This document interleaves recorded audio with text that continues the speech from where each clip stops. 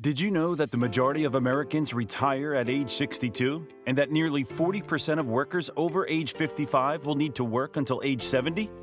Working a lifetime to enjoy a few years of financial freedom is not something anyone wants to do. We should all be able to retire young, with time, energy, and a long life ahead of us, not the other way around. That's why in this video, I'll show you how to reach financial freedom before the age of 30, or whatever age you decide. Let's go for it. Financial freedom is a wonderful thing. We have all at some point dreamed of making lots and lots of money, having a nice house to live in, and above all, living a life that doesn't require us to work 9 to 5, compete fiercely to climb the corporate ladder, or stay up late at tons of jobs. Unfortunately, this beautiful goal is a place that most people never get to, and often at a later age than is pleasant. And it is a destination where, unless we change directions, we're all going. At the top of the long list of reasons why most people don't achieve financial freedom is because they don't even know what it looks like or what it really means. It may sound absurd, but wealth and financial freedom are not so much about money as they are about time. Of course, having $20 million in your bank account would go a long way toward achieving financial freedom, but even such a huge amount of money can mean nothing if you don't have the right habits and financial education. Financial freedom is really about time. Specifically, the amount of time you can maintain your lifestyle without having to work. You can make a lot of money, but if all this money doesn't last in your hands, either because your expenses are too high for any other reason, you will never achieve financial freedom. This was the case with Mike Tyson. The famed heavyweight boxer earned in 2002 more than $30 million for a fight against Britain's Lennox Lewis. However, in his craziest moments, Tyson's account seemed like an absolute bottomless barrel, as evidenced by his exaggerated spending on things like the $200,000 a year he spent taking care of his 2 pet white tigers. So much so that a year later, Tyson declared bankruptcy. So, how can we prevent the same thing from happening to us? The first thing is to work on your mindset. Many of us have a long list of unpleasant and wrong ideas about money or what it means to be a person with a lot of money. Disparaging comments towards people who make more money than average are very common, but thinking that way is not beneficial if you want to be financially free. Think about it.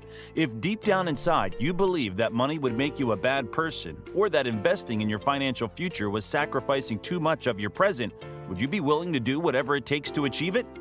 It's also very important to recognize that being financially free in your 30s or even earlier is possible. The average retirement age of people continues to grow, including those who have accepted that they will need to continue working until they die. But that does not imply that this is the only possible option. Accumulate assets.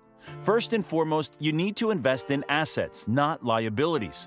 Financial education will allow you to differentiate between assets and liabilities, which, to put it very quickly, assets are the things that put money in your pocket and liabilities are the things that take money out of your pocket. The funny thing is that anything can be an asset or a liability depending on what you use it for.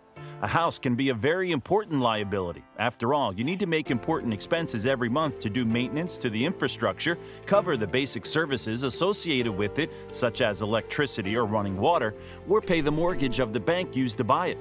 However, if this same house is rented to a family that pays a monthly fee to live in it, the house becomes a very valuable asset for the owner and a source of recurring income, which brings monthly profits without needing his constant presence. Financial freedom is actually complicated and, at the same time, simple to achieve.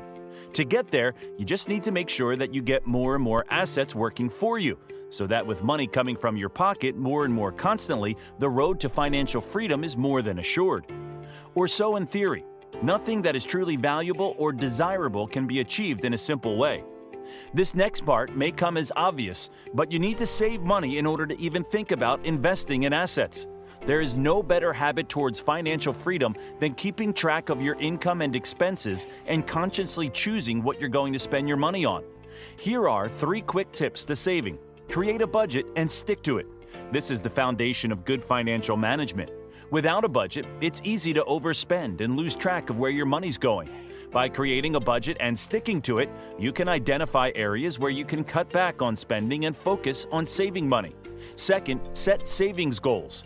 Setting specific savings goals can help you stay motivated and focused on your financial objectives. Whether you want to save for a down payment on a house, build an emergency fund, or pay off debt, having a clear goal in mind can make it easier to save money. Lastly, avoid impulse purchases. Impulse purchases can be a major drain on your finances. Before making any purchase, ask yourself if you really need the item and whether it's within your budget. If it's not something you need or can't afford, it's best to avoid making the purchase altogether. A very good piece of advice is to decide from this moment on, or at least today, the percentage of your current salary that you're going to allocate to your investments. It can be 10%, 15%, 20%, or whatever, but choose it soon. I know it may seem useless when you're not earning much money and you notice that the small percentage you're taking from your salary is not useful to invest in anything, but the key is the habit of taking money already chosen for that and investing it no matter what. To give you an example of how powerful this can be, if you invest $100 per month every month after you turn 18, and assuming an annual return of 10%, you will have over $1 million by the time you're 65. We will talk more about compound investing in another video though. You may not have enough money to invest, for example, in an important property or to start a business with the 10% or 5% that you're removing from your salary, but you should keep it there safely, firstly, because when your situation improves, you'll be used to doing it and make it automatic, and secondly, because at some point, if you keep saving, you'll have some money to invest and you'll not fall into the Mike Tyson trap. In the future, we'll talk about exactly where you should invest money to be able to grow it safely over time. Financial freedom is something that we should all be able to achieve, regardless of our age. Maybe not at 30 exactly, maybe a little earlier, maybe a little later, but it's a destination we should all be aiming for, regardless of our age. And with the right mindset, education, discipline, smart habits, and hard work, it's almost inevitable that we'll get closer to it and eventually make it our own. Let's go for it.